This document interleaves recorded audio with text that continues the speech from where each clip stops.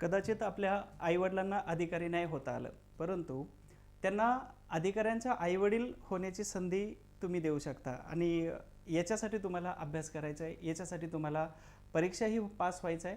Actually खरं सांगायचं तर ज्यांचे आईवडील ऑलरेडी अधिकारी आहेत त्यांच्यासाठी हे डायलॉग्स किंवा ह्या लाईन्स लागू होत नाहीत, हे पण लक्षात ठेवा.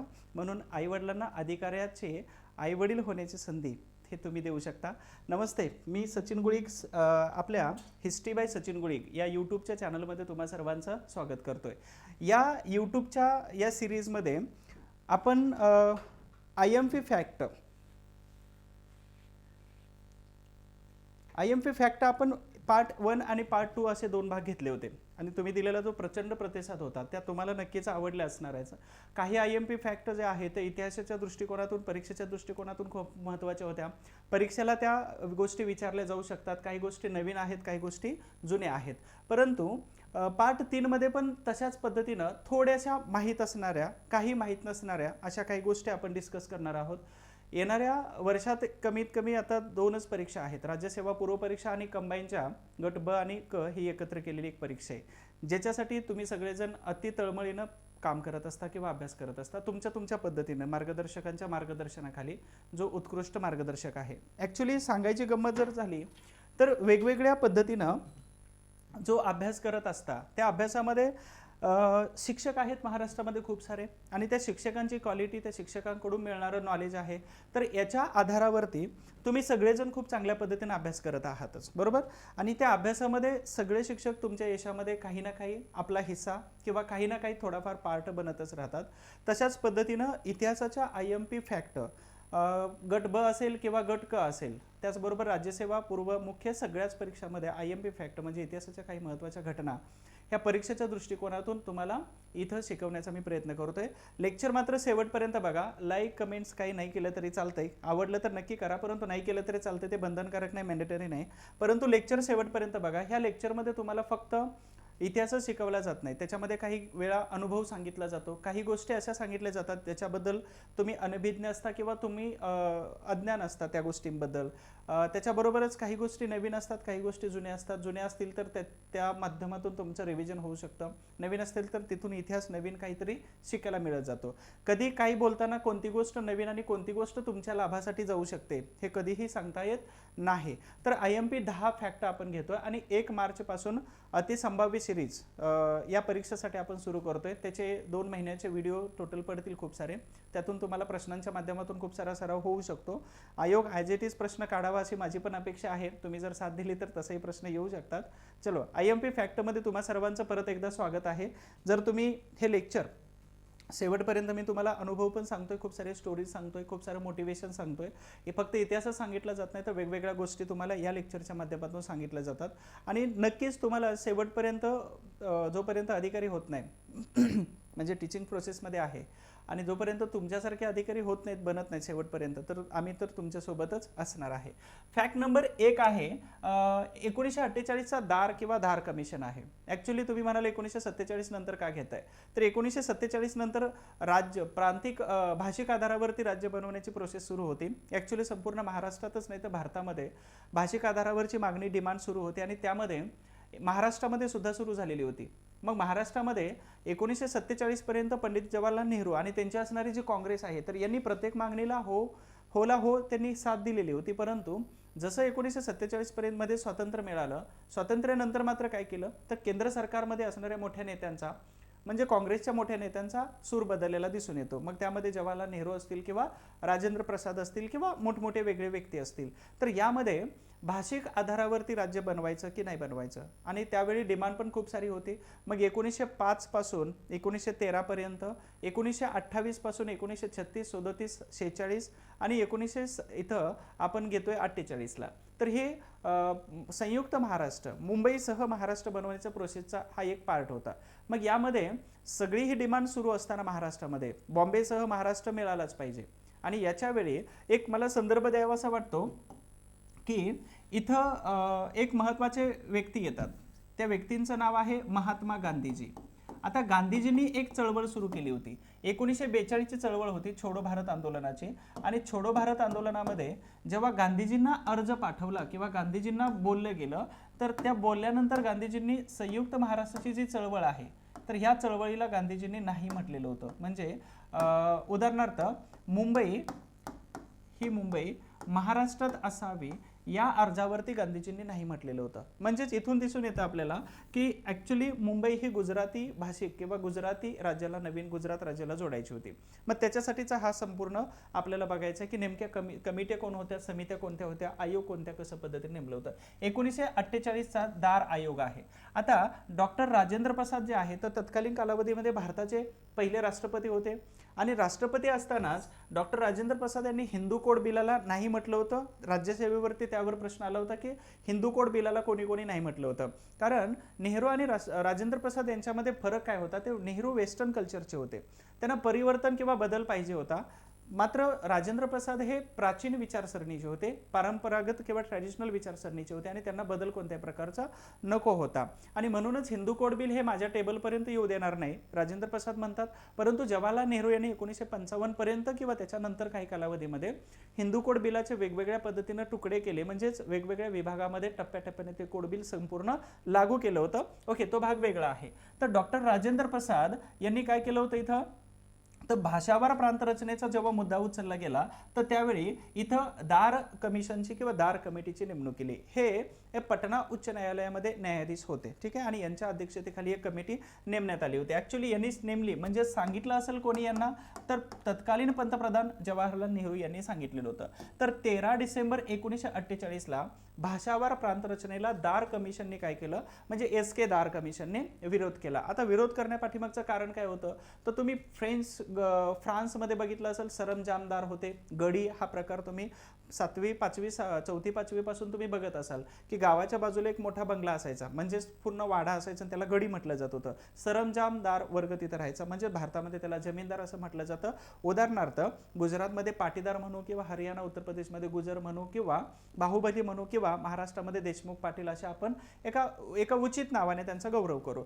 तर अशा पद्धतीनं आता त्यांनी कारण काय दिलं होतं SK दार यांनी, तर भाषिक आधारावरती प्रांतांची एखाद्या रचना केली जाते, त्यावेळी तिथं महत्त्वाचं काय असतं, तर देशाचे तुकडे होण्याची शक्यता जास्त असते. देशाचं म्हणजे त्या प्रदेशाचं, लोकांच्या स्थलांतराचा प्रकार खूप जास्त प्रमाणामध्ये वाढतो. आता स्थलांतर जर बघायचं असेल तर तुम्ही 2 पिक्चर बघितले असतील, एक आहे गदर आणि दुसरा आहे पिंजर. हे 2 पिक्चर आहेत. आता पिक्चर पण मी सांगतो तुम्हाला, अवश्य बघत चला, कारण काही घटना आपल्याला माहित नसतात, त्या घटना स्टोरीबद्ध आपल्याला चित्रात्मक पद्धतीने दाखवले जातात. तर या गदरमध्ये काय दाखवलंय की इंडियामधून पाकिस्तानमध्ये जात असणाऱ्या समुदायाचा संघर्ष आणि त्यांचा हाल दाखवलेला आहे. पिंजरमध्ये पाकिस्तानमधून भारतात येणारा हा संघर्ष दाखवलेला आहे. म्हणजे इथून मुस्लिम समुदाय तिकडे शिफ्ट होत होता आणि पाकिस्तानमध्ये असणारा हिंदू किंवा शीख समुदाय हा भारतामध्ये शिफ्ट होत असताना तर त्यांची परिस्थिती काय होती, तर हे 2 मूव्हीज दाखवलेले आहेत. म्हणजे स्थलांतर करत असताना किती त्रास होतो ह्या मूव्हीमधून आपल्याला दिसतं. म्हणजे स्थलांतराचा खूप मोठा प्रश्न होता, रक्तपात नक्कीच होत होता, इथेही तुम्ही बघितलेलं आहे. त्यानंतर त्यांचं स्टेटमेंट जे मुख्य होतं, ज्याच्यावरती इथं काकासाहेब गाडगीळ खूप भडकले होते जयपूरच्या अधिवेशनात डिसेंबर 48च्या SK दार यांच्यावरती. त्यांचं स्टेटमेंट काय होतं की हे जे मराठी लोक आहेत हे गत काळात वावरणारे सरंजाम वृत्तीचे लोक आहेत. सरंजाम म्हणजे बाहुबली. सरंजाम म्हणजे आपल्यामध्ये एक वेगळ्या प्रकारची मोठी ताकद ठेवणारी लोक आहेत, ठीक आहे, आणि त्यांच्यामुळं या प्रांताला धोका असू शकतो. कारण का, तर ते बाहुबली सारखे वागतात. आणि म्हणून काकासाहेब गाडगीळ यांनी काय केलं, डिसेंबर 1948 ला इथं भारतीय राष्ट्रीय काँग्रेसचं अधिवेशन समितीचं अधिवेशन भरलं होतं जयपूर या ठिकाणी. तेव्हा काकासाहेब गाडगीळ काँग्रेसमध्ये खूप मोठं प्रतिष्ठेचं पद सांभाळत होते आणि त्यांनी काय केलं, तर ही शिफारस जी केली होती किंवा कारण सांगितलं होतं, तर ह्या कारणावरती या SK धर यांना चांगलं धारेवरती धरलेलं होतं काकासाहेब गाडगीळ यांनी. दुसरं महत्त्वाचे की डॉक्टर बाबासाहेब आंबेडकरांना आपण फक्त दलितांची चळवळ असेल, अस्पृश्यता निवारणाची चळवळ असेल, गोलमेज परिषदा असतील, वेगवेगळ्या समित्यांसमोर दिलेली साक्ष असेल, संविधान निर्माता, संविधान शिल्पकार असतील, त्याचबरोबर मनुस्मृती दहन असेल किंवा लेखन असेल, वर्तमानपत्र, इथपर्यंतच आपण वाचतो, बरोबर का? परंतु संयुक्त महाराष्ट्राच्या चळवळीमध्ये डॉक्टर आंबेडकरांचं योगदान काय आहे याच्यावरती जर तुम्हाला डिस्क्रिप्टिव्ह टाईपमध्ये क्वेश्चन आला तर तुम्हाला लिहिता आलं पाहिजे की आंबेडकरांचं योगदान प्रख्यात्री यांच्यासारखंच तिथं महत्त्वाचं होतं. इव्हन स्टेटमेंटच्या द्वारे सुद्धा डॉक्टर आंबेडकरांचं स्टेटमेंट खूप स्ट्रॉंग बनत होतं. म्हणजेच जेव्हा संयुक्त महाराष्ट्र परिषद भरली होती शंकरराव देव यांच्या अध्यक्षतेखाली, त्यावेळी इथं डांगे, कॉम्रेड डांगे आणि दुसरे व्यक्ती होते डॉक्टर आंबेडकर यांनी सांगितलं की शंकरराव देव हे काँग्रेसवासी आहेत, ते संयुक्त महाराष्ट्र परिषदेसाठी भरीव कामगिरी करणार नाहीत, हे नंतर सिद्ध झालं होतं. म्हणजे अशा प्रकारची स्टेटमेंट आंबेडकरांच्या बाबतीमध्ये. तर आंबेडकर इथं काय सांगतात की आंबेडकर इथं आपला स्टँड घेतात की दार कमिटीला त्यांनी सांगितलं, म्हणजे त्यांचं त्या लेवलवरती जमत होतं की मुंबईमध्ये सर्वात जास्त भाषा जो कोणती बोलली जात असेल ती मराठी भाषा बोलली जाते आणि म्हणूनच मुंबई ही महाराष्ट्रालाच यायला पाहिजे असं डॉक्टर आंबेडकरांनी दार कमिशनला तिथं सुनावलेलं होतं. ठीक आहे. त्याच्यानंतर दुसरं, परंतु इथं दार कमिटीने काय केलं की मुंबई ही महाराष्ट्रात नसायलाच पाहिजे असं स्टेटमेंट परत एकदा म्हणजे आपल्या अहवालामध्ये दिलेलंच होतं. दुसरी महत्त्वाची गोष्ट, दार कमिटीचे सदस्य कोण होते तर इथं के.एम. पन्नीकर होते. ठीक आहे. आणि त्यांनी एक पुस्तिका प्रकाशित केली होती ह्या दार कमिटीच्या रिपोर्टच्या आधारावरती. त्या पुस्तिकेचं नाव तुम्हाला कदाचित परीक्षेला एखाद्या विचारलं जाऊ शकतं, linguistic provinces and the future of Bombay. तर अशा प्रकारे ती यांचं के.एम. मुन्सी यांनी लिहिलेलं महत्त्वाचं पुस्तक होतं. त्या पुस्तकेचं नाव हे आहे. कदाचित यावरती परीक्षेला प्रश्न विचारला जाऊ शकतो. याच्यावरती तर प्रश्न आलेला आहे टायटलवरती. म्हणून लक्षात ठेवा की हे झालं 1948चं. 48 नंतर संपूर्ण बॉम्बे प्रांतामध्ये जनक्षोभ उसळला की आम्हाला मुंबई नाही देते, म्हणजेच काय तर आमच्या भावना भडकल्या जातील. मग भडकल्यानंतर काय झालं, 1949 मध्ये परत जे.फी. आणि पी. ही कमिटी नेमण्यात आली. जवाहरलाल नेहरू, वल्लभभाई पटेल आणि पटाभी सीतारामय्या या तिघांची कमिटी नेमण्यात आली. या तिघांचा अहवाल काय होता, अनुकूल नव्हता, बिलकुल कोणत्याही प्रकारचा अनुकूल नव्हता की तुम्हाला भाषिक आधारावरती राज्य दिलं पाहिजे. आणि याचाच परिणाम म्हणून काय झालं होतं तर पुढे एक आयोग नेमला गेला, त्याचं नाव होतं काय, काजल झालं, अरे यार, तर फाजल अली कमिशन. ठीक आहे, फाजल अली. आणि याच्यामध्ये हृदयनाथ कुंजरू वगैरे हे महत्त्वाचे सदस्य होते. मग के.एम. पन्नीकर आणि हृदयनाथ कुंजरू या समितीनं मात्र सकारात्मक निकाल दिला की एक छोटीशी भाषा असेल तर त्याच्या आधारावरती कोणत्याही प्रकारचं राज्य निर्माण नाही करता येणार, परंतु तुम्हाला योग्य राज्य निर्माण करण्याची संधी मिळू शकते. भाषावर राज्य प्रांत रचनेला यांनी समर्थन दिलं. म्हणूनच 1956 मध्ये मग द्विभाषिक राज्य, यशवंतरावजी चव्हाण हे द्विभाषिक राज्याचे पहिले मुख्यमंत्री. तत्पूर्वी मोरारजी देसाई 52 पासून 56 पर्यंत मुख्यमंत्री होते. 46 पासून 52 पर्यंत बीजी खेर होते, बाळासाहेब खेर होते. आणि यशवंतराव चव्हाण द्विभाषिक राज्याचे पहिले मुख्यमंत्री आणि 1960 मध्ये स्वतंत्र महाराष्ट्राचे पहिले मुख्यमंत्री होण्याचा त्यांना मान मिळालेला होता. आता हा यशवंतराव चव्हाण यांचा उल्लेख आला. मी 2 दिवसापूर्वी कराडला गेलो होतो आणि मग त्यांच्या स्मारकाला भेट दिली होती. तर स्मारकाला भेट दिल्यानंतर ज्या जतन करून ठेवलेल्या ज्या वस्तू आहेत मी तुम्हाला इथं दाखवण्याचा नक्की प्रयत्न करतो, कारण पूर्ण विदर्भातून कराडला भेटण्यासाठी तेवढ्यासाठी नाही येऊ शकत, परंतु मी तिथं जातोय ना तर माझ्या माध्यमातून तुम्हाला त्या वस्तू मिळू शकतात. हे नंतर आपण बघूया. नंबर 2 ची फॅक्ट आहे की फेरवादी गट हा प्रकार काय होता, नाफेरवादी आणि फेरवादी गट. फेरवादी गटाला काय पाहिजे होता, बदल हवा होता. म्हणजेच काय तर महात्मा गांधीजींनी इथं 1919ला एक चळवळ सुरू केली आणि 1920ला दुसरी चळवळ सुरू केली. आता दुसऱ्या चळवळीमध्ये सर्वात महत्त्वाची कोणती होती की असहकाराची चळवळ होती. आणि असहकाराच्या चळवळीच्या दरम्यान 1922 मध्ये इथं गोरखपूर जवळ असणाऱ्या चौरी चौरा या ठिकाणी काय झालं, एक हत्याकांड झालं. अनेक पोलिसांना म्हणजे 1+22 पोलिसांना इथं आंदोलकांनी जाळून मारलं. त्याच्या पाठीमागची पार्श्वभूमी काय होती तर त्या लोकांनी आंदोलकांवरती लाठी हल्ला केला किंवा शांत आंदोलन करणाऱ्या लोकांवरती अन्याय अत्याचार सुरू केला होता. मग याच दरम्यान गांधीजींना काय वाटलं की या आंदोलनाला हिंसेचं वळण लागलेलं आहे. मग गांधीजी कोणत्या तत्वाचे होते की अहिंसात्मक या तत्वाचं गांधी समर्थन करत होते आणि म्हणूनच हिंसेचं वळण लागल्यामुळं गांधीजींनी सविनय कायदे ही जी असहकाराची चळवळ होती ही असहकाराची चळवळ 20 पासून 22 पर्यंत त्यांनी बंद केली, म्हणजे 1922ला बंद केली. आता ह्या सगळ्या महत्त्वाच्या लोकांचा जो गट आहे या गटामध्ये कोण कोण येतात तर मोतीलाल नेहरू येतात, C.R. दास येतात, हुसेन सोहरावर्दी, हकीम अजमल खान, सुभाषचंद्र बोस, ज्यांना बदल हवा होता. ह्या लोकांनी काय केलं माहिती आहे का, की आपल्याला विरोधच करायचा आहे ब्रिटिश गव्हर्नमेंटला, मग आपण विधिमंडळामध्ये जायचं आणि विरोध करायचा. गांधीजी म्हणत होते विधिमंडळामध्ये आपल्याला इलेक्शन लढवायचे नाहीत. या लोकांनी ठरवलं की आपण ब्रिटिश सरकारला जाऊन आतमधून विरोध करायचा. मग यात सर्वात महत्त्वाची भूमिका कोणी घेतली होती, तर हे मोतीलाल नेहरू आणि त्याचबरोबर दुसरे व्यक्ती होते कोण, तर CR दास, ज्यांचा 1925 मध्ये मृत्यू झाला होता. बरोबर का. ह्या दोघांनी काय केलं होतं, 1 जानेवारी 1923 ला स्वराज्य पक्षाची स्थापना केली व स्वराज्य पार्टीची स्थापना केली.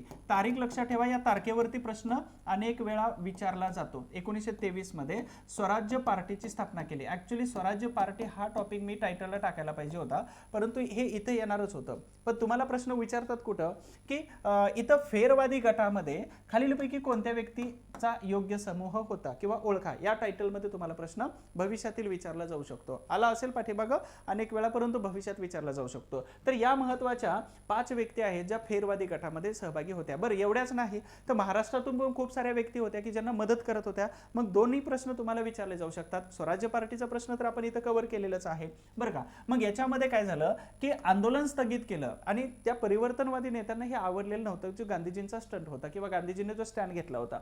मग यांनी काय केलं, कायदे मंडळामध्ये आपण प्रवेश करू आणि प्रवेश करून तिथून आपण ब्रिटिश सरकारला विरोध करू, एक तर विरोध करू किंवा आपल्याला अनुकूल असणारे कायदे किंवा वेगवेगळ्या प्रकारच्या अनुकूल धोरणं आपल्यासाठी आपण लागू करून घ्यायची. म्हणून ह्या लोकांनी काय केलं, कायदे मंडळात प्रवेश करण्याचं ठरवलं आणि त्या कायदे मंडळात प्रवेश करण्याचा जो गट होता, ज्याला बदल पाहिजे होता, त्या गटालाच काय म्हटलं जातं, फेरवादी गट असं म्हटलं जातं. मग महात्मा गांधीजी यांच्या फेवरमध्ये कोण कोण गेले, डॉक्टर राजेंद्र प्रसाद तिथं असणार आहे 100%.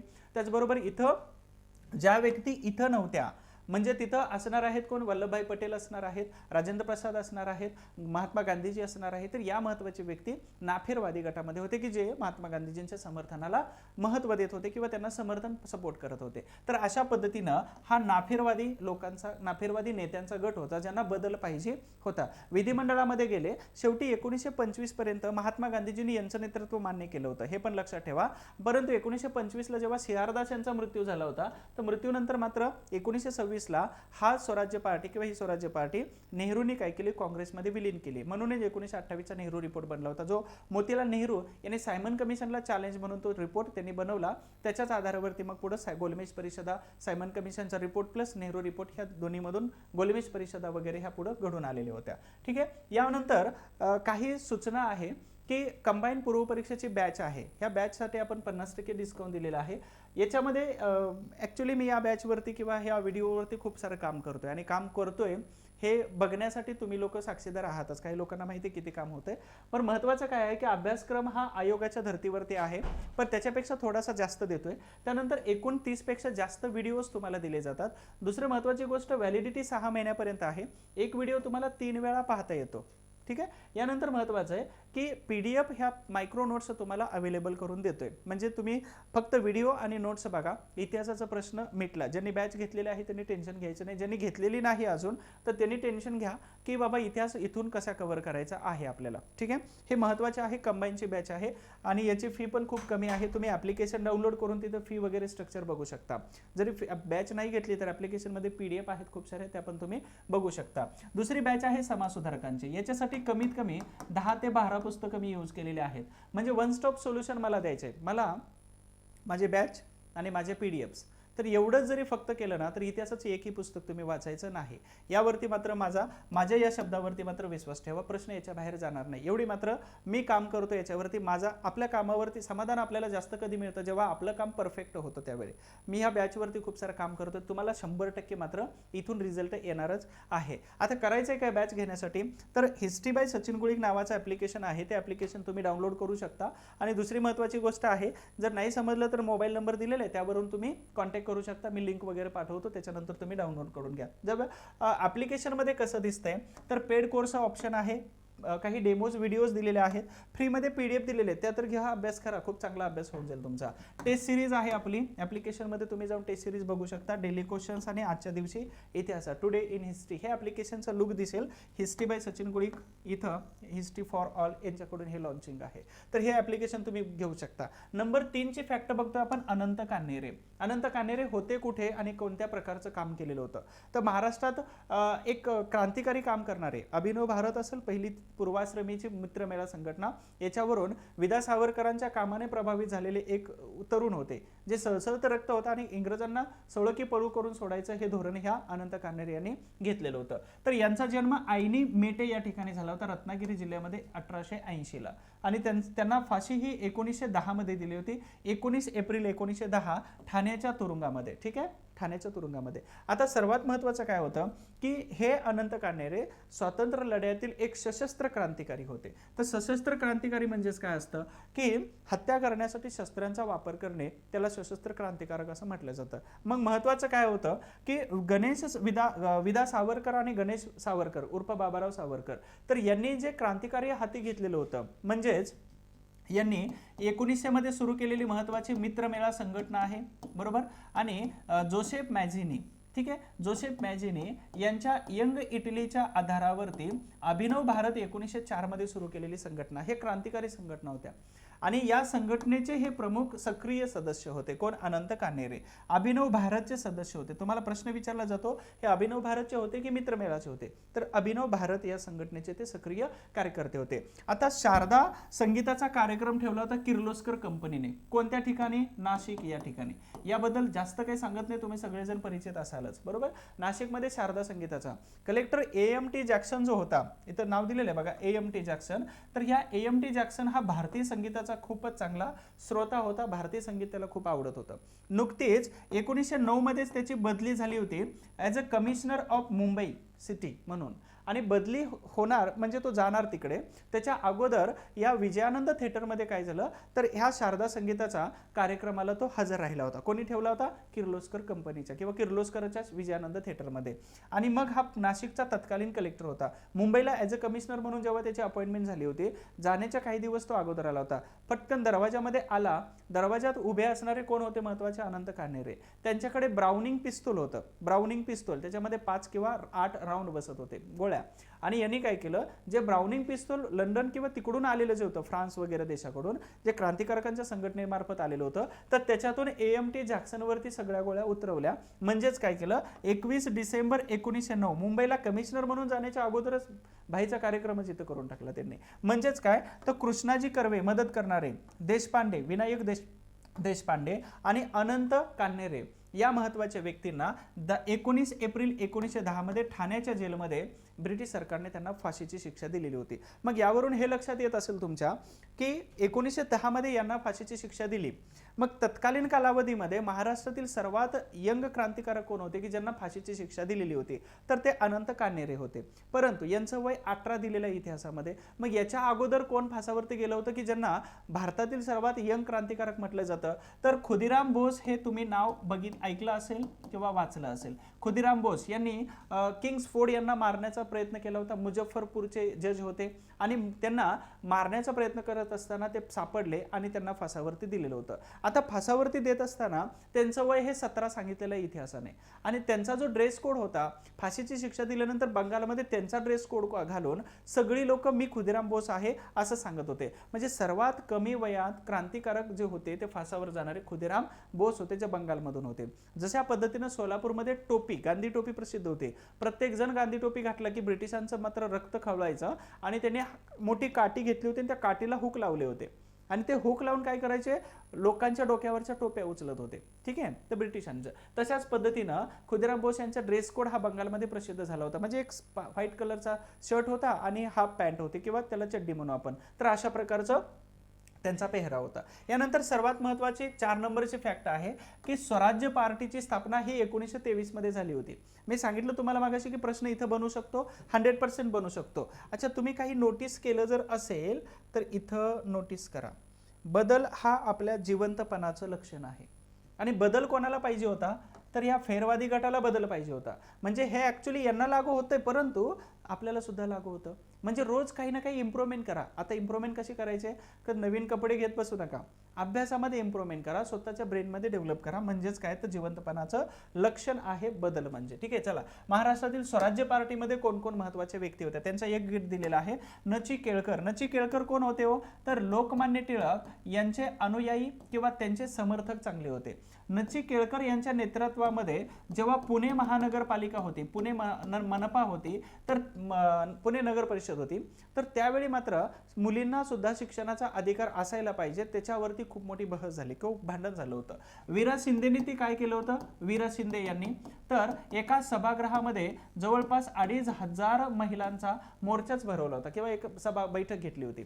जेव्हा त्याच सभागृहामध्ये लोकमान्य टिळकांनी जेव्हा सभा घेतली होती तर त्यावेळी मुलींच्या शिक्षणाचे समर्थन करणारे काही गट त्या सभागृहात आले. त्यांनी नाशके अंडी आणि त्यांनी भजी फेकलेले होते लोकमान्य टिळकावरती. तर इतिहास साक्षीदार आहे. तुम्हाला जर रेफरन्सेस पाहिजे असेल तर डॉक्टर दिनेश मोरे सरांचं पुस्तक आहे, त्यांच्या पुस्तकामध्ये सगळा डाटा मिळून जातो. अभ्यासासाठी वाचायचं काय असतं हा खूप मोठा प्रश्न असतो.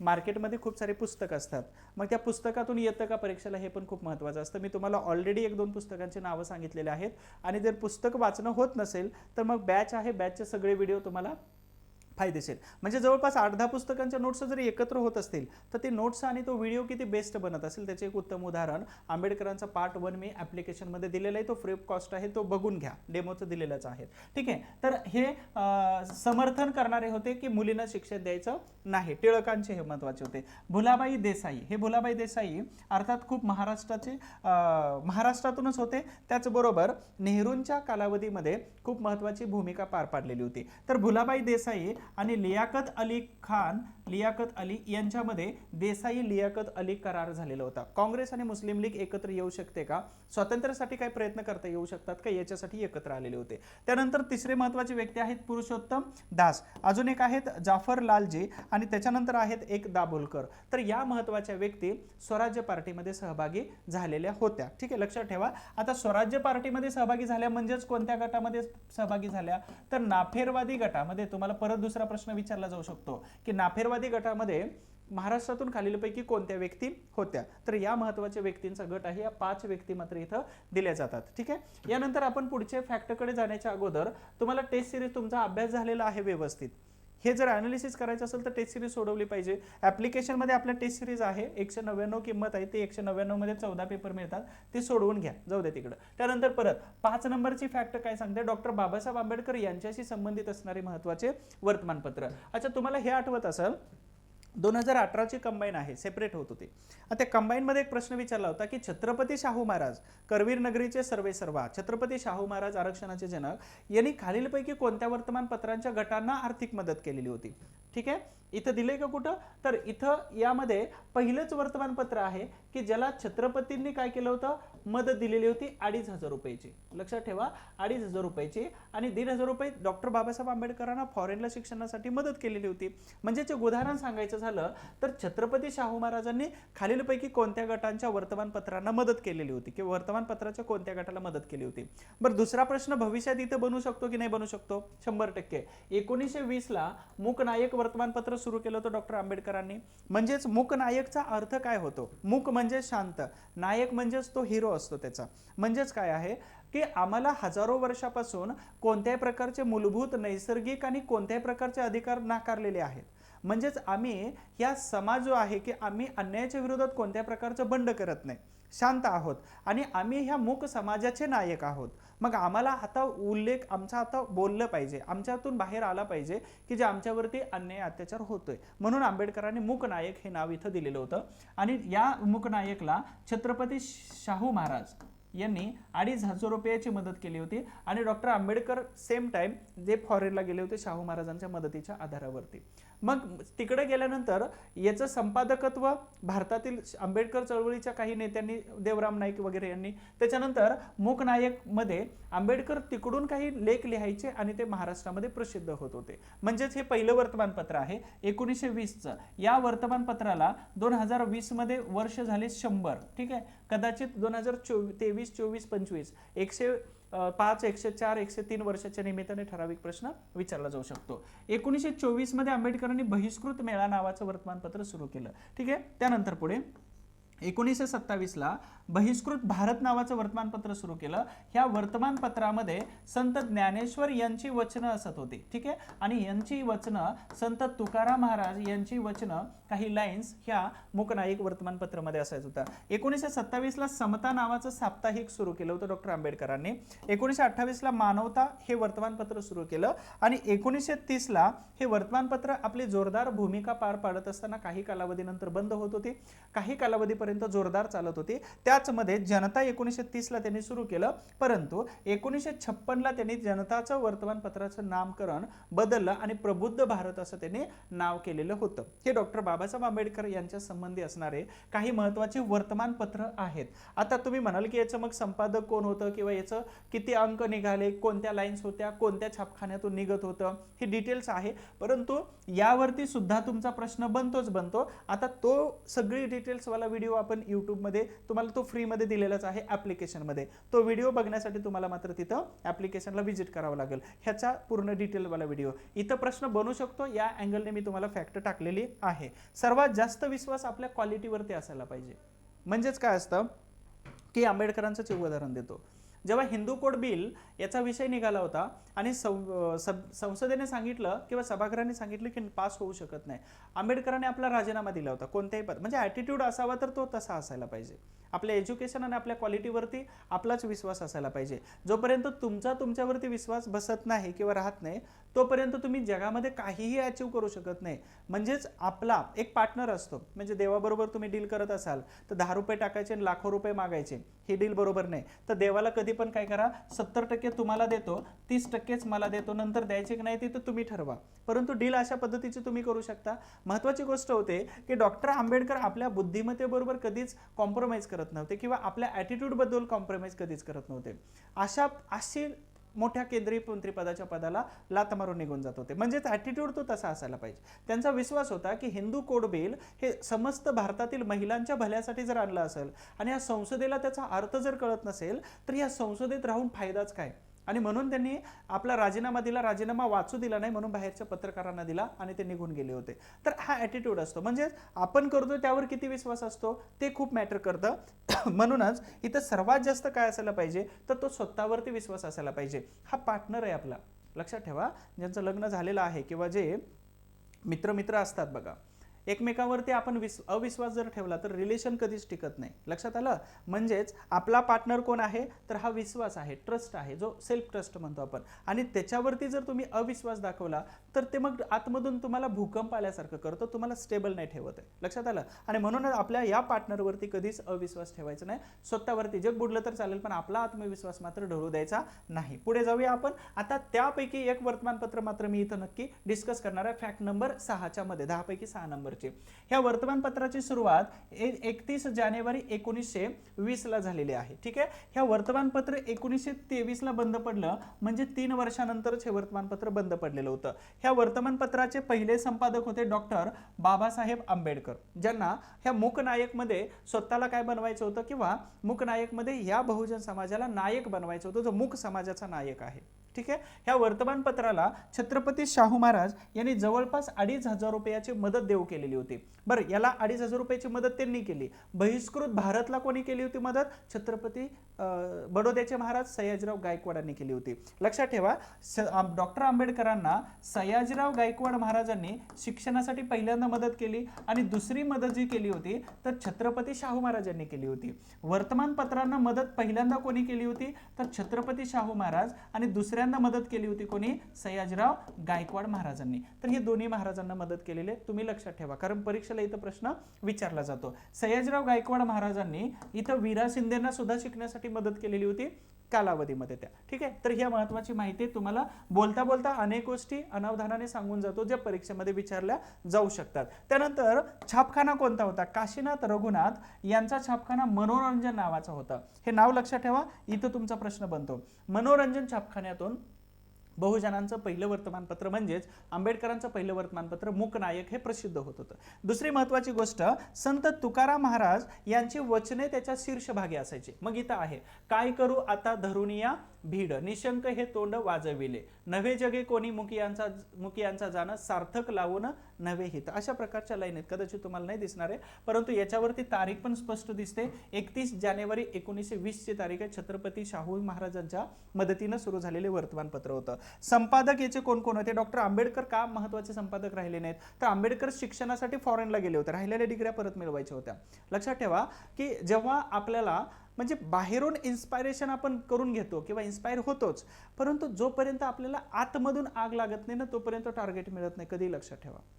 म्हणजे यांचं अजून एक उदाहरण मला आठवतंय की लायब्ररीमध्ये डॉक्टर आंबेडकर सर्वात पहिले जाणारे विद्यार्थी तेच होते आणि शेवटी येणारे विद्यार्थी तेच होते. ठीक आहे. लायब्ररीचे एक उदाहरण सांगतो मी. यशवंतराव चव्हाण यांची लायब्ररी आणि आंबेडकरांची लायब्ररी, म्हणजे जस्ट व्हिजिट केले त्याच्यामुळे मला दोन्ही उदाहरणं सांगायला काही वाटणार नाही. तर आंबेडकर पहिल्यांदा लायब्ररीत जाणारे तेच आणि बंद करताना लायब्ररीत बंद शेवटी विद्यार्थी असणारे तेच होते. आंबेडकर आपल्या कोटाच्या खिशामध्ये पाव टाकून आणायचे. तो किस्सा तुम्हाला सगळ्यांना माहित असेल. परत एकदा मी नवीन स्वरूपामध्ये तुमच्या समोर आणून देतोय. तर एकदा लायब्ररीमधून दुपारच्या लंचच्या टायमिंगमध्ये सगळे मुलं सगळी बाहेर जायचे, पण आंबेडकर बाहेर जात नव्हते. का? तर जाण्या येण्यामध्ये वेळ जातोय ना. दुसरी महत्वाची गोष्ट, प्रश्न तो नव्हता. प्रश्न दुसरा होता की खिशामध्ये पैसे कमी होते. मदत तर ऑलरेडी तुम्ही बघितली कोणी कोणी केलेली होती. तर अशा पद्धतीनं मग लायब्ररीने एकदा बघितलं की आवाज येतोय पावाचा कुठून तरी. मग आंबेडकरांना जेव्हा नोटीस केलं तर आंबेडकर चोरून पाव खात होते. लायब्ररीयन त्यांच्यावरती भडकला आणि त्यांना सांगितलं की तुम्हाला आता मी शिक्षा का करू नये. आंबेडकरांनी फक्त एकच रिक्वेस्ट केली की पुस्तकं आणि लायब्ररीतून बाहेर हाकलून न देण्याची शिक्षा सोडून बाकी काही करायला मी काही सहन करायला तयार आहे. एका विद्यार्थ्याची ही खूप मोठी इंटरेस्टिंग स्टोरी आहे, ज्याने भारताचं संविधान लिहिलं. आणि मग त्या लायब्ररीने आनंदाने परत पुढचं वाक्य उच्चारलं की शिक्षा का करू नये, केली पाहिजे शिक्षा. उद्यापासून शिक्षा ही राहील की तुम्ही माझ्या ज्या डब्यामध्ये जेवण करायचं. याला विद्यार्थी म्हणतात. ठीक आहे. पैसे कमी होते, कालावधी कमी होता आणि पास व्हायचं होतं. आपल्याकडे वय कमी आहे, जबाबदाऱ्या जास्त वाढतात, लग्नाचं वय वाढत चाललेलं आहे, घरची परिस्थिती आपल्याला हलू देत नाही, सुचू देत नाही, काय श्वास सुद्धा घेऊ देत नाही, आई वडील थांबत नाहीत आपल्या पाठीमागं. आणि मग अशा अवस्थेत जर तुम्ही अभ्यास करत असाल तर मग तुमचं स्पीड आणि आग तर आतमधूनच लागायला पाहिजे, लागलीच पाहिजे 100%. तर आंबेडकर शिकण्यासाठी जेव्हा गेले होते त्यावेळी देवराम विष्णू नाईक आणि पांडुरंग भटकर ह्या दोन महत्वाच्या व्यक्तीने मूक नायक या वर्तमानपत्राचं संपादक हे पद त्यांनी सांभाळलेलं होतं पूर्ण ताकदीने. आता इथं एक नाव आलं होतं. कोणाचं नाव आहे? देवराम नाईक. मी मागाशी उल्लेख केला होता. हे देवराम नाईक कोण होते माहितीये का? कर्मवीर भाऊराव पाटील. माहिती तुम्हाला? माहित असणार आहे 100%. माहित नाही तसं चुकीचं सेंटेन्स आहे, प्रश्न चुकीचा आहे. कर्मवीर भाऊराव पाटील ज्यांच्या पत्नी वसतिगृहातील मुलांना जेवणाची सोय नाही म्हणून स्वतःचं मंगळसूत्र गहाण ठेवणं, प्रसंगी विकणं असं काम करणाऱ्या हे कर्मवीर भाऊराव पाटील होते. बहुजनांची मुलं शिकली पाहिजे. जोपर्यंत माझ्या दाढीचे केस आहेत तेवढी मुलाने तेवढ्या वटवट शाळा बनत नाही तोपर्यंत मी श्वास घेणार नाही शेवटचा, असं बोलणारे कर्मवीर अण्णा होते. आणि कर्मवीर अण्णा यांनी कोणाची सोय केली असेल शिक्षणासाठी? तर देवराम नाईक यांची सोय केली होती कोल्हापूरमध्ये. हेच देवराम नाईक ज्यांनी मूक नायकचं संपादक पद पहिल्यांदा सांभाळलं होतं डॉक्टर आंबेडकर फॉरेनला गेल्यानंतर. आता तुम्ही केसरीचे अग्रलेख वाचले असतील, पण आंबेडकरांचे अग्रलेख कोण वाचणार आहे? खूप गाजलेले होते. त्यामध्ये पहिला अग्रलेख आहे मनोगत हा नावाचा पहिला अग्रलेख होता. मनोगत. प्रश्न आयोग कोणत्या लेवलला कोणत्या पद्धतीने विचारेल काहीही सांगता येत नाही. स्वराज्याचे तर स्वराज्याची सर तर सुराज्याला नाही. त्यानंतर तिसरं आहे हे स्वराज्य नव्हे तर हे आमच्यावरती राज्य आहे. त्यानंतर स्वराज्यातील आमचे आरोहण. त्यानंतर राष्ट्रातील पक्ष, शाबास मास्तरीनबाई. ठीक आहे, मास्तरीनबाई आणि सिंह प्रतिबिंब. हे मूकनायक मध्ये डॉक्टर आंबेडकरांचे गाजलेले काही अग्रलेख होते. हे अग्रलेख खूप ताकदवान होते. ठीक आहे. यानंतर 7 नंबरची फॅक्ट आहे महात्मा गांधीजी. आता महात्मा गांधीजींचा एक फोटो लावला आणि एक फॅक्ट सांगितली तर तेवढ्यापुरतं जर महात्मा गांधी जर शिकवायचं म्हटलं तर गांधीजी हे सर्वात मोठा पार्ट आहे जो परीक्षेला विचारला जातो. कारण 1917 नंतर गांधीजी ऍक्टिव्ह झाले होते. स्वातंत्र्य देऊपर्यंत शांत राहिले नव्हते. म्हणजे काय होतं की दक्षिण आफ्रिकेमध्ये गोल्डन तिकीट म्हणजे पहिल्या प्रथम डब्याचं तिकीट असताना सुद्धा काही गोऱ्या लोकांनी त्यांना जेव्हा ट्रेनच्या बाहेर उचलून फेकलं त्यावेळी गांधीजींनी सांगितलं माझ्याकडे तिकीट आहे, परंतु गोऱ्या लोकांनी सांगितलं तुमची पात्रता नाही. त्यावेळी गांधीजींनी एक वाक्य बोलले होते की कम टू माय कंट्री किंवा come to my India I will show you. म्हणजेच मला डब्यातून काढलं ना मी तुम्हाला एक दिवस देशातून हाकलून देईल. हा ॲटिट्यूड होता गांधीजींचा. आणि म्हणूनच 7 नंबरच्या फॅक्टमध्ये गांधीजींच्या चालवलेल्या चळवळी आणि संपूर्ण ऍक्टिव्हिटीज आपण या ॲरोच्या माध्यमातून बघणार आहोत. तुम्हाला सगळ्यांना आय होप्स हे कलर दिसत आहेत किंवा अक्षरं पण दिसतात, नसतील तर मी समजावून सांगतो.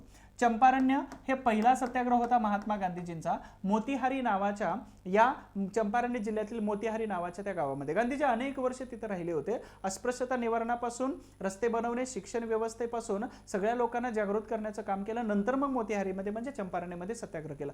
तेव्हा लोक गांधीजींचं दर्शन घ्यायला लाईटच्या खांबावरती, झाडावरती, छपरावरती चढत होते. उगीच जनाधार मिळत नाही, क्वालिटी द्यावी लागते, त्यांना आयडेंटिटी बनवावी लागते. ठीक आहे, हे चंपारण्य पहिला आहे. 1915 महात्मा गांधीजी आले आणि 15 आल्यानंतर गोपाळकृष्ण गोखले यांच्या सांगण्यावरून गांधीजी कमीत कमी 1 ते 1.5 वर्ष 2 वर्षापर्यंत प्रवास करत होते की भारताच्या समस्या तुम्ही जाणून घ्या. त्यावेळी इथं उत्तर प्रदेशच्या भेटीवरती असताना गांधीजींना संत राऊत नावाचा एक व्यक्ती आला. संत राऊत म्हणून मी डबल सांगितलं. संत राऊत नावाचे एक व्यक्ती आणि राजकुमार शुक्ल नावाचे एक जमीनदार आणि संत राऊत नावाचे एक शेतकरी, दोघ जण आले. मग निळीच्या शेतीवरून जमीनदार आमच्यावरती कसा अन्याय करतात हे गांधीजींच्या जेव्हा निदर्शनास आणून दिलं, त्यावेळी गांधीजींनी मग तिकडे मोर्चा वळवला आणि पहिला संघर्ष होता, पहिला सत्याग्रह होता गांधीजींचा. ठीक आहे, 1917चा. मग हा चंपारण्य ॲग्रेरियन ऍक्ट पास केला 18ला आणि मग गांधीजींच्या सगळ्या अटी नियम हा ब्रिटिश सरकारने मान्य करून घेतलेला होता. हा पहिला संघर्ष होता. त्यानंतर इथून पास झाल्यानंतर, अर्थातच सक्सेस झाल्यानंतर 1918 मध्ये अहमदाबाद या ठिकाणी प्लेगचा बोनस जो देऊ केला होता परंतु कमी केला आणि पगारामध्ये वाढ होत नव्हती, म्हणून महात्मा गांधीजींना कामगारांनी बोलवलं. पण कामगार पण खूप बदमाश निघाले. गांधीजींच्या पाठीमागे सुरुवातीला थांबले सगळे. गांधीजी आमरण उपोषणाला पहिल्यांदा अहमदाबादमध्ये बसले, परंतु जसं एसटी कर्मचारी हळूहळू कामावरती लागू झाले होते, तुम्हाला सगळ्यांना माहित असेल तो किस्सा, तर बाकीचे आंदोलन करणारे वेगळे होते, बाकीचे पाठीमागून जाऊन नोकरी करू लागले होते. कारण EMI कोण भरणार आहे, घराचे हप्ते कोण भरणार आहेत आणि घर कसं चालणार आहे, काम नाही केलं तर, आंदोलन करत बसलं तर. काही कामगार गांधीजींना सोडून जाऊ लागले, खूप सारे कामगार जाऊ लागले. तेव्हा गांधीजींनी आमरण उपोषणाला बसले आणि मग शेवटी काय केलं तर प्लेगचा बोनसचे पर्सेंटेज वाढवलेलं होतं, पगार वाढवलेला होता. मग गांधीजींचं हे दुसरं आमरण उपोषण अर्थात हा दुसरा संघर्ष सक्सेसफुल झाला होता.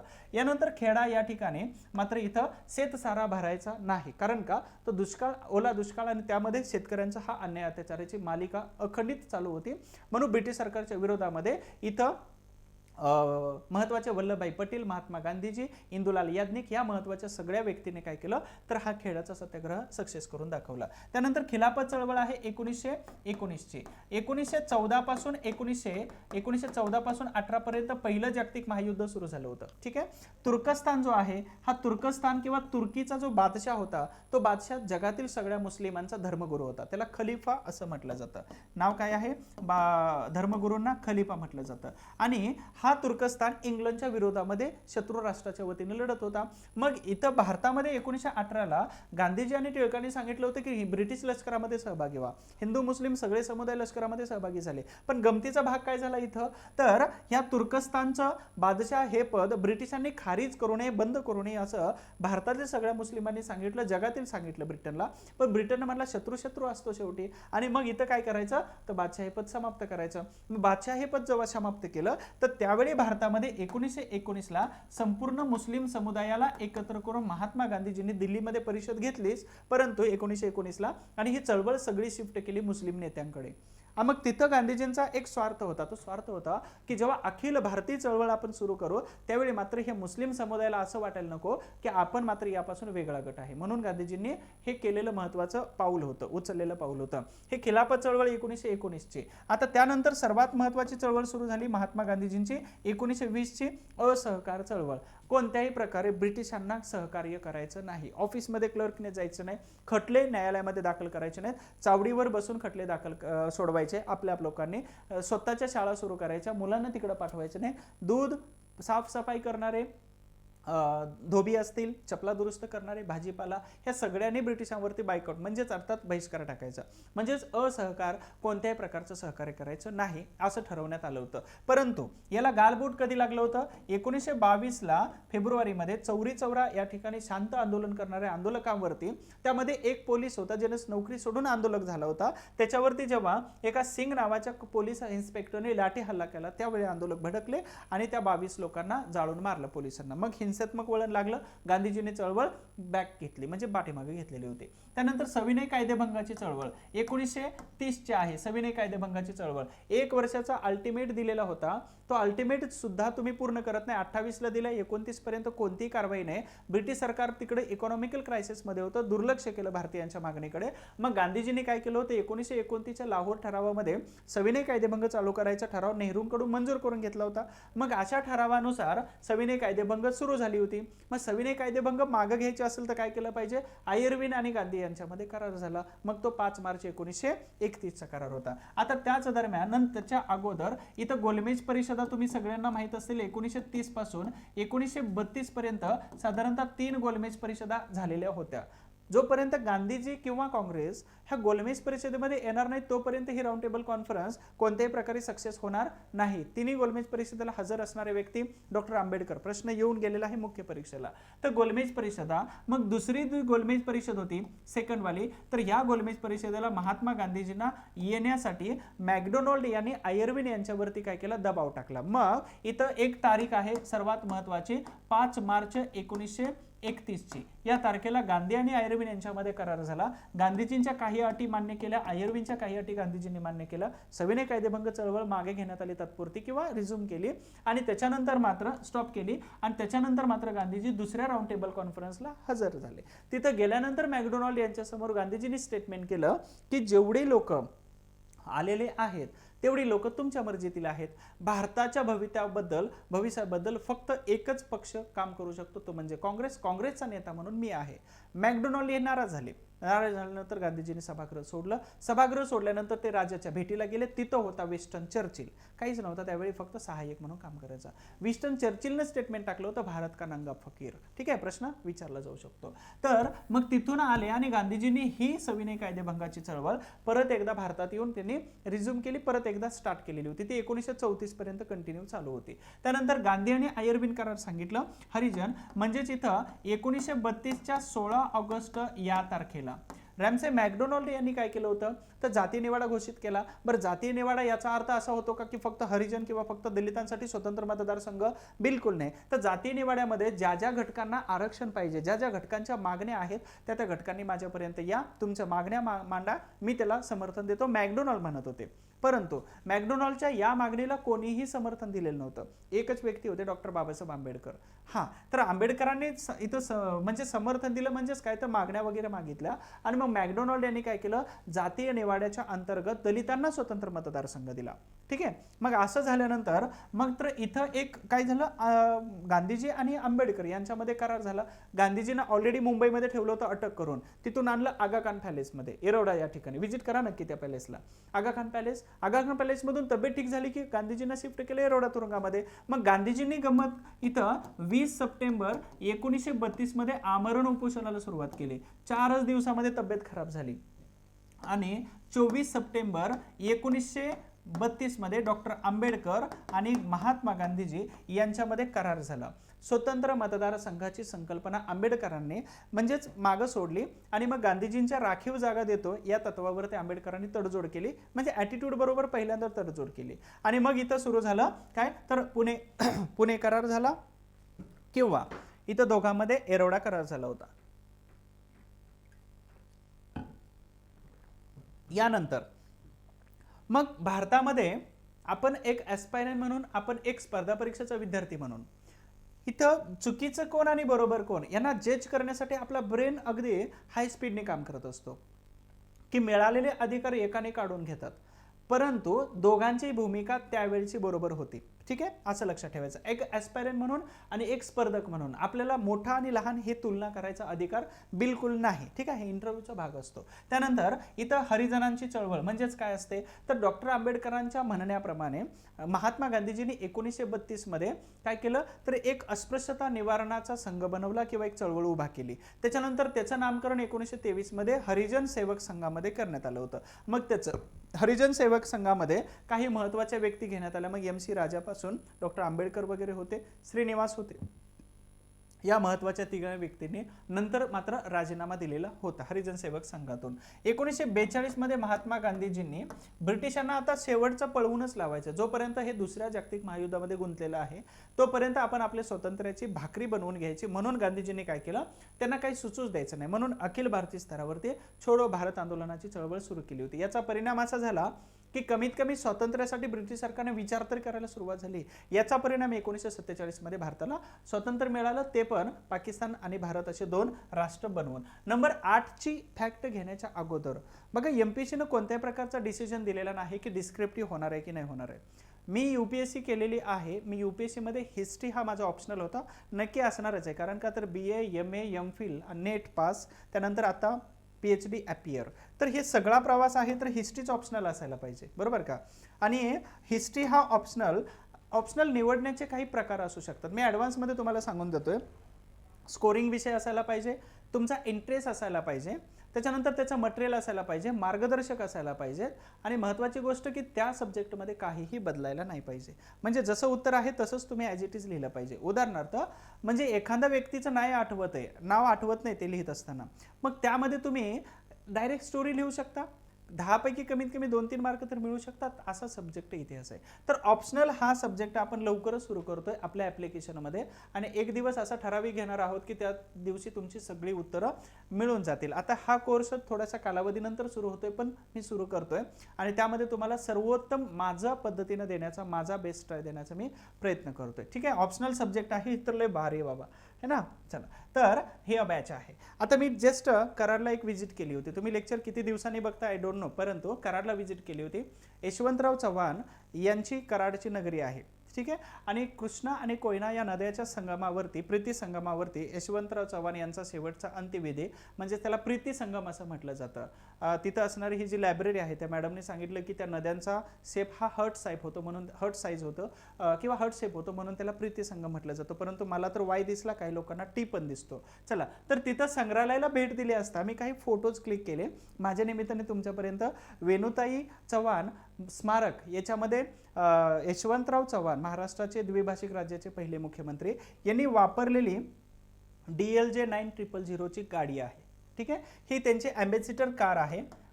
महत्त्वाची गोष्ट, मेघालयाच्या व्हिजिटवरती असताना त्यांना हस्तिदंत हे गिफ्ट मिळालेलं होतं, तोही खूप छान आहे देखावा. त्याच्यानंतर वेणुताई चव्हाण आणि यशवंतराव चव्हाण यांना मिळालेलं काही बक्षीस असेल किंवा सत्कार करत असतानाचे ही साधन संसाधनं तलवारीसारखे. त्यानंतर त्यांचा पर्सनल म्हणजेच कपडे, शूज, साडीज वगैरे दिलेलं आहे, दाखवलेलं आहे. आणि ज्या खुर्चीमध्ये बसायचे किंवा रोजनिशी लिहायचे तर हे दिलेलं आहे. एक फोटो मात्र माझ्याकडून राहिला की मगाशी सांगायचं होतं ते की यशवंतराव चव्हाण यांचं एक टार्गेट होतं. आम्हाला त्या मॅडमने हे सांगितलं की रात्री झोपण्याच्या पूर्वी कमीत कमी 60 ते 70 पेजेस ते कंपल्सरी वाचायचे. तर यावरती लक्ष असावं, कारण मोठ्या माणसाचं एक वैशिष्ट्य असतं की ते वाचन जास्त करतात. म्हणून बिल गेट्स पासून मार्क झुकेरबर्ग पर्यंत आणि ॲपलचे स्टीव्ह जॉब्स जेव्हा होते तोपर्यंत कमीत कमी आठवड्यातून एक पुस्तक ते वाचायचे. तुम्हाला एक सर्वात मोठ्या नेत्याचं उदाहरण सांगतो, नाव नाही सांगत आहे. ते नेहमी विकत घेत असताना एका पुस्तकाच्या 4 प्रती घेतात. 4 प्रती घेतल्यानंतर ते त्यांच्या गावाकडच्या घरी, मुंबईच्या घरी गाडीमध्ये एक आणि दिल्लीला एक असते. तुम्हाला त्यांचं नाव माहीत आहे, नक्कीच माहीत आहे. तर मोठ्या माणसांचा छंद आहे वाचन करणं. आठवडाभर तुम्ही MPSCच वाचता, पण पास होण्यासाठी, अधिकारी होण्यासाठी, माणूस होण्यासाठी कधी वाचणार आहे? मग 15 दिवसातून 1 दिवस काढा फक्त अवांतर वाचनासाठी. नाहीतर फक्त त्या चौकटीमध्येच राहिलात ना तर मात्र आपलं इंटरव्ह्यू खूप अवघड जातो, आपल्याला साधा अर्ज पण लिहिणं खूप अवघड होऊन जातं. चला, यानंतर पुढे महत्त्वाचं आहे 8 नंबरची फॅक्ट आहे हिंदुस्थान रिपब्लिकन असोसिएशन, जी 1924 मध्ये होते. महात्मा गांधीजींचं आंदोलन कधी थांबलं? 1922च्या फेब्रुवारीमध्ये. गांधीजींच्या अहिंसात्मक या धोरणामुळे किंवा हिंसात्मक चळवळीला वळण लागलं, म्हणून गांधीजींनी अहिंसेचा मार्ग आणि त्याच्यामुळे चळवळ ड्रॉप आउट केली. तर याच्यामुळे काही क्रांतिकारकांचा गांधीजींच्या या चळवळीवरचा विश्वास उडाला. मग चळवळीवरचा विश्वास उडाला तर वेगळं घर बनवायलाच पाहिजे, म्हणून इथं काय बनवलं, सचिंद्रनाथ सन्याल असतील व्यक्तींचा गट दिलेला आहे. चंद्रशेखर आझाद होते, रामप्रसाद बिस्मिल होते, मनमथनाथ गुप्ता होते, अशफाक उल्ला खान, राजेंद्रनाथ लाहिरी, रोशन लाल होते, सचिंद्रनाथ सन्याल होते. ह्या सगळ्या महत्वाच्या व्यक्तीने काय बनवली, एक क्रांतिकारी संघटना बनवली उत्तर प्रदेशमध्ये. याच्या लोकेशनवरती तुम्हाला प्रश्न विचारलेला आहे, कोणत्या ठिकाणची ही संघटना आहे, राज्यसेवेचा प्रश्न आहे.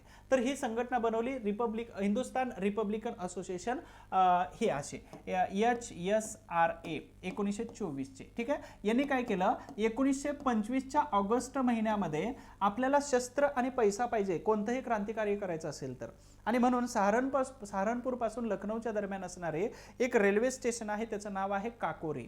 या ठिकाणी ऑगस्ट 1925 मध्ये त्यांनी रेल्वे केवळ 15 मिनिटात लुटलेली होती. 8,000ची रक्कम, काही बंदुका, काही शस्त्र वगैरे लुटले होते 15 मिनिटांमध्ये. आता ही रेल्वे लुटून झाल्यानंतर ते क्रांतिकारी लोक सापडले, पण सापडल्यानंतर काहींना फाशीची शिक्षा, काहींना जन्मठेप, काही सापडलेले नव्हते. काही सापडलेले नव्हते त्यामध्ये होते चंद्रशेखर आझाद. जेव्हा पुण्याच्या राजगुरू शिवराम राजगुरू यांना जेव्हा भेटतात ना, तर राजगुरू त्यांना सांगतात की माझ्या पात्रतेचं काही काम असेल तर द्या वाराणसीमध्ये. आणि तेव्हा चंद्रशेखर आझाद सांगतात काय की तुमच्या लेवलचं काम आलं की आम्ही तुम्हाला नक्की देऊ. सॉन्डरच्या हत्येचं काम त्यांच्या लेवलचं आलेलं होतं, है ना, लाहोरच्या माल रोडवरती. आता गंमत अशी आहे की यांना भेटल्यानंतर शिवराम राजगुरू काय सांगतात की समोरच्याला आपलंसं करणारे व्यक्तिमत्व म्हणजे चंद्रशेखर आझाद होते. इंग्रजांच्या गोळीनं मरणार नाही, मी माझ्याच गोळीनं मरेल स्वातंत्र्यासाठी स्वतः, असं म्हणणारे चंद्रशेखर आझाद होते. यातून पुढची संघटना त्यांच्यामुळे सुरू झाली होती. आता या संघटनेच्या बऱ्याच क्रांतिकारकांना ब्रिटिशांनी जेव्हा धरपकड सुरू केली, तर त्यावेळी मात्र काय केलं, तर ही संघटना मात्र मोडीच निघाली. म्हणजेच याचं नवीन रूपांतर झालं आणि 1928 मध्ये HRA नावाची संघटना बनली, हिंदुस्थान रिपब्लिकन असोसिएशन किंवा इथं HRA संघटना 1924 ती. आणि मग इथं सोशलिस्ट नावाचा शब्द ऍड केला. सोशलिस्ट शब्द कोणी ऍड केला, 1928 मध्ये भगतसिंग हे ऍड झाले आणि हिंदुस्थान सोशलिस्ट रिपब्लिकन असोसिएशन किंवा आर्मी हा शब्द तिथं ऍड झालेला होता. नवजवान सभा पंजाब नवजवान सभा 1926 ची, आणि त्याच्यामुळे सोशलिस्ट शब्द हा भगतसिंग यांच्यामुळे ऍड झालेला होता. तर या संघटनेची स्थापना फिरोजशाह कोटला मैदान, त्याचं नामकरण बदललेलं आहे, नामकरण काय होतं कमेंट बॉक्स मध्ये टाका. तर नामकरण त्या स्टेडियमचं बदललं, फिरोजशाह कोटला मैदानामध्ये रात्री 12 वाजता त्यांची मीटिंग झाली आणि त्या मीटिंग मध्ये HSRA ची बांधणी झालेली होती. लोकेशन वरती प्रश्न विचारतात, यांनी कोणत्या प्रकारचं काम केलेलं होतं, तर यांनी या लाला लजपत राय यांच्या हत्येचा बदला घेतला होता सॉन्डर्स यांची हत्या करून. परंतु ऍक्च्युअली मारायचं होतं कोणाला, तर जेम्स स्कॉट यांना मारायचं होतं, परंतु सापडला सॉन्डर्सच. आणि ह्याचे पहिल्यांदा गोळी कोणी मारली असेल तर पुण्याचे शिवराम राजगुरू. इंटरेस्टिंग स्टोरी होती. आणि नाही म्हणून सांगितलं जयदेव यांनी, राजगुरूंना आवरलंच नाही, फटकन गोळी मारली. गोळी मारल्याबरोबर भगतसिंग यांनी जवळ गेले, 5च्या 5 गोळ्या मारल्या. म्हणले जिवंत राहिलं तर आपल्याला सोडणार नाही म्हणून मारलं. आता आतमधून पोलीस आले, पोलिसांना एवढ्या दोघातिकांनी काय केलं, असं उचलून आपटलं की ते प्रकरण शांत होईपर्यंत ते 4-5 पोलीस उठलेच नव्हते. चला, त्यानंतर मग वेगवेगळ्या वेशांतर केलं, राजकोट मार्गे मात्र आले. आता राजगुरू यांनी शांत बसायचं ना, मग वाराणसीला आल्यानंतर पोलीस स्टेशनच्या समोरच दांडपट्टा, त्याचं प्रशिक्षण सुरू केलं. तिथून पुण्यात आले, शांत बसायचं ना, मग आले शांतपणे बसले. एरोडाच्या जेलच्या भोवती फिरत होते. का, तर आतमध्ये असणाऱ्या क्रांतिकारकांना बाहेर कसं काढायचं, तेव्हा पकडले गेले. मग एकत्र करून त्यांना 1931 मध्ये या तिन्ही महत्वाच्या क्रांतिकारकांना फाशीची शिक्षा देण्यात आली. आझाद हिंद सेना नंबर 9 ची फॅक्ट आहे. आझाद हिंद सेना सुभाषचंद्र बोस, महात्मा गांधीजी आणि यांचं 1939 पासून बिलकुल जमलेलं नव्हतं, परंतु नाफेरवादी गटामध्ये मात्र हे आपल्याला दिसून येतात. ठीक आहे, फेरवादी गटामध्ये. तर स्थापना ऑगस्ट 1942 मध्ये आणि सप्टेंबर 1945 पर्यंत आझाद हिंद सेना होते. आयोगाने प्रश्न विचारले संस्थापक कोण होते, आणि तिथं संस्थापक दिलं आयोगाने एकदा सुभाषचंद्र बोस होते, रासबिहारी बोस होते. इथं रासबिहारी बोस होते. हार्डिंग वरती बॉम्ब टाकला आणि 1923 नंतर जपानला गेले होते. निशाण होतं तिरंगा ध्वज, तिरंगा ध्वजावरती वाघ होता, हा वाघ आहे तिरंगा ध्वजावरती, आझाद हिंद सेना. ठीक आहे, आणि घोषवाक्य होतं चलो दिल्ली. यामध्ये महत्वाचं सुभाषचंद्र बोस यांनी जेव्हा करारपत्र करून घेत होते त्यावेळी स्वतःच्या रक्ताने सही करावी लागत होती. मग पटकन काही मुली, काही तरुण वगैरे इथं तयार झालेले दिसून येतात. संख्या जवळपास 43,000 होती. प्रश्न कुठून कसा येऊ शकतो मलाही माहित नाही, तुम्हालाही माहित नाही, आयोगाला मात्र माहिती नक्की कुठं काढू शकतं. बोधवाक्य काय होतं याचं, एकता, विश्वास आणि बलिदान, म्हणजे इत्तेहाद, इत्माद और कुर्बानी.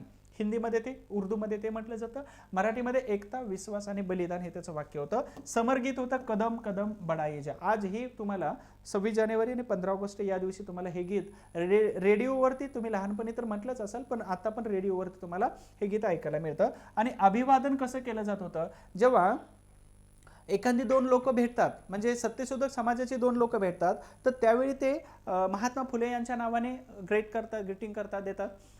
जेव्हा आंबेडकर चळवळीतली लोक भेटतात तेव्हा जय भीम म्हणतात. जेव्हा महाराष्ट्रातली दोन लोक बाहेर भेटतात तेव्हा जय महाराष्ट्र म्हणतात. मग इथं आझाद हिंद फौजेची लोक जेव्हा एकमेकांना भेटतात तेव्हा जय हिंद या नावाने बोलतात. किंवा आजही आर्मीमध्ये किंवा डिपार्टमेंटमध्ये सॅल्यूट असेल किंवा ग्रीटिंग असेल तर त्यावेळी जय हिंद हा शब्द वापरला जातो. सुभाषचंद्र बोस आदरणीय. ठीक आहे. त्यानंतर इंडियन करी हा प्रकार आहे, 10 नंबरचा फॅक्ट आहे. कदाचित तुम्हाला माहित असाल तर चांगली गोष्ट आहे, नसेल तर मात्र माहित करून घ्या. रासबिहारी बोस माहिती आहे तुम्हाला. 1912ला जेव्हा लॉर्ड हार्डिंग 1911 पासून 16 पर्यंत भारताचा व्हाईसरॉय होता. हार्डिंग हा दिल्लीमध्ये नवीन राजधानीत प्रवेश करत होता, चांदणी चौकाच्या गेटमधून, म्हणजे लाल किल्ल्याच्या समोरून. आणि त्यावेळी रासबिहारी बोस यांनी वेगळा रूप धारण केलं आणि एका गच्चीवरती जाऊन थांबले, टेरेसवरती. आणि तिथून काय केलं, त्या हत्तीच्या बरोबर खाली बॉम्ब टाकला. ऍक्च्युली ते बॉम्ब हार्डिंगवरती पडणं अपेक्षित होतं, परंतु अनेक स्त्रिया त्या टेरेसवरती काय बघायला थांबल्या असतील, गेस करू शकता? नाही, तर लेडी हार्डिंगच्या गळ्यामध्ये असणारा मोत्यांचा हार बघायला खूप सारा महिला वर्ग थांबला होता. त्यामध्येच रासबिहारी बोस थांबले होते. बॉम्ब टाकला, पण तो बॉम्ब चुकून खाली पडला, हत्ती पडला, हत्ती त्या हार्डिंगच्या अंगावर पडला, हार्डिंग जखमी झाला. मग तिथून रासबिहारी बोस जे पळाले ते 23 पर्यंत इकडं तिकडं भारतातच, आणि 23 नंतर ते जपानला गेले. तर मग जपानलाच गेलं की इथं राहू लागले. अज्ञातवासात असतानाच त्यांनी एका बेकरीमध्ये काम करणाऱ्या महिलांना भारतीय पदार्थ शिकवला जेव्हा ते जपानला गेले होते. आणि मग त्या पदार्थात एक करी असायची आणि दुसरं भात असायचा. ठीक आहे. हेच आहेत रासबिहारी बोस. ठीक आहे. आणि त्यांनी ही इंडियन करी हा प्रकार जपानला देण दिली होती. ऍक्च्युली त्यांची जी कंपनी स्थापन झाली होती काही कालावधीमध्ये स्टॉक एक्सचेंज मार्केटमध्ये सुद्धा त्या कंपनीने स्थान मिळवलेलं होतं. ऍक्च्युअली तिथल्या मंडळींना हा पदार्थ एवढा आवडला की काहींनी तर खुल्या खाद्यान्नामध्ये त्याचा समावेश, मुख्य खाद्यान्नामध्ये त्याचा समावेश केलेला होता. दुसरी महत्त्वाची गोष्ट, आघाडीवर त्यांची कंपनी होती इंडियन करी, आणि त्यांची महत्त्वाची जी कंपनी होती ती स्टॉक एक्सचेंजमध्ये सुद्धा समाविष्ट झाली होती. मग त्या बेकरी मालकाचं काही वर्षानंतर निधन झालं. मग त्यांची बेकरी मालकाची एक मुलगी होती, त्यांचं नाव आहे तोशिको सोमा. त्यांना भारतामध्ये शोभा बोस या नावाने ओळखलं जातं. या आहेत त्या, आणि यांच्याबरोबर त्यांनी विवाह केला. काही कालावधीनंतर ते जपानचे नागरिकत्व झाले. मग आझाद हिंद फौजेची स्थापना 42 मध्ये, आणि त्याच्यानंतर मग भारताच्या स्वातंत्र्यासाठी जपानी सैनिकांची मदत घेऊन सुभाषचंद्र बोस यांच्याकडे ती फौज दिली. 43 मध्ये सरकार बनलं आणि मग ब्रिटिश सरकारवरती अटॅक करण्याचं काम ह्या आझाद हिंद फौजेच्या माध्यमातून केलं होतं. ठीक आहे. अशा पद्धतीनं आपण अतिमहत्त्वाच्या 10 फॅक्ट या लेक्चरच्या माध्यमातून तुमच्यापर्यंत पोहोचवलेल्या आहेत. अभ्यास असा करायचा आहे की इतिहासच घडला पाहिजे. चला, इतिहासच घडला पाहिजे असा अभ्यास करायचा. इतर लोकांनी तुम्हाला आदर्श मानलं पाहिजे आणि याच्यासाठी तुम्हाला अभ्यास करायचा आहे. बघा, या सगळ्या गोष्टी खूप मॅटर करत राहतात. आणि अभ्यास केला तर तुम्ही अधिकारी होता. अधिकारी झालं की याच्यापूर्वी जर कोणी अधिकारी नसेल ना, तर आपण इथून सुरुवात करतोय ना. जसं मी लास्ट टाइम म्हटलं होतं की जहाँ से हम खडे होते लाईन वही से सुरू होती है, अमिताभ बच्चनजींचा डायलॉग होता. पण तुम्ही जर अधिकारी झाला तर लाईन इथून पुढे सुरू होणार आहे, आणि त्याची जबाबदारी ही तुमच्यावरती आहे.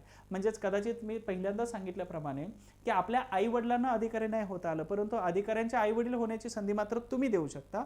तर त्याच्यासाठी मात्र तुम्हाला जबरदस्त अभ्यास करायचा आहे. तुमच्या मदतीमुळे एक टेलिग्राम चॅनल आहे जो 60,000 क्रॉस केली संख्या त्याची, आणि ही 60,000 क्रॉस केली त्याबद्दल मी तुम्हा सगळ्यांचा थँक्यू, धन्यवाद मानतो. अभ्यास असा करायचा तुम्हाला की इतिहास घडला पाहिजे. ओके, म्हणजे अभ्यास एवढ्या ताकदीनं करायचा आहे. हे आहेत निक उजुसिक, ऑस्ट्रेलियाचे खूप मोठे मोटिवेशनल स्पीकर आहेत. तुम्हाला अंदाज आला असेल की फोटोमध्ये कसे दिसतात आणि काय दिसतात. 148 देशातील लोकांना मोटिवेट करतात. यांना हात नाही आणि पाय नाही, तुम्ही सगळेजण बघता त्यांना. ते काय सांगतात माहिती आहे का, तर change your attitude, change your life. तुमचा ॲटिट्यूड चेंज करा, तुमची लाईफ ऑटोमॅटिक बदलू शकते. म्हणजेच काय असतं की प्रत्येकाकडे बघण्याचा दृष्टिकोन वेगळा असतो. जस्ट एक उदाहरण सांगतो की एका छोट्या हत्तीला, म्हणजे खूप मोठ्या हत्तीला एका रस्त्याच्या बाजूला एका माहुताने बांधलेलं असतं. तुम्हाला सगळ्यांना माहीत असतं, माहिती आहे स्टोरी. माहुताने बांधलेला असतं आणि तो माहुताने खूप छोटी दोरी त्याच्या पायाला बांधलेली असते आणि तो खुंटीला तिथं बांधतो. तो हत्ती चुपचाप बसतो, शेवटपर्यंत काय करत नाही, जोपर्यंत हा माहूल सोडत नाही. सोडल्यानंतर त्या माहुताला शेजारचा असणारा एक माणूस विचारतो की हा एवढा मोठा हत्ती आहे, मनात आलं असतं तर पटकन ती खुंटी काढून तो निघून गेला असता, दोरखंड तोडून निघून गेला असता. पण हा हत्ती का तो त्यानं केलं नाही? त्या माहुताने सांगितलं की लहानपणी याच्या पायाला जेव्हा बांधत होतो ना, त्याची ताकद नव्हती तेवढी ती काढू शकतो. ते लहानपणापासून बांधलेलं म्हणजे त्याच्या मनावरती मानसिक परिणाम एवढा झाला होता की ही खुंटी आणि ही दोर हे माझ्या कक्षेच्या बाहेरचे आहे, तो दोर तोडा. म्हणजे आउट ऑफ फ्रेम विचार करायला शिका. म्हणजे जसं त्या हत्तीवरती हिप्नॉटिझम झालं होतं, जसं तो हत्ती मानसिक रोगी झाला होता, तर तसं मानसिक रोगी व्हायचं नाही. आपल्याला ह्या फ्रेमच्या बाहेर अभ्यास करायचा, फ्रेमच्या बाहेर जाऊन विचार करायचा आहे. विचारच असे मांडायचे की ज्याच्यावरती कोणीतरी विचार केला पाहिजे आपल्या या विचारावरती. ठीक आहे. म्हणून हे निक वुजिसिक काय सांगतात, यूट्यूबला खूप सारे व्हिडिओज आहेत त्यांचे बघा, जर तुम्ही डिप्रेशनमध्ये जात असाल तर. ठीक आहे. मग हे काय सांगतात की तुमचा ॲटिट्यूड इज एव्हरीथिंग आहे.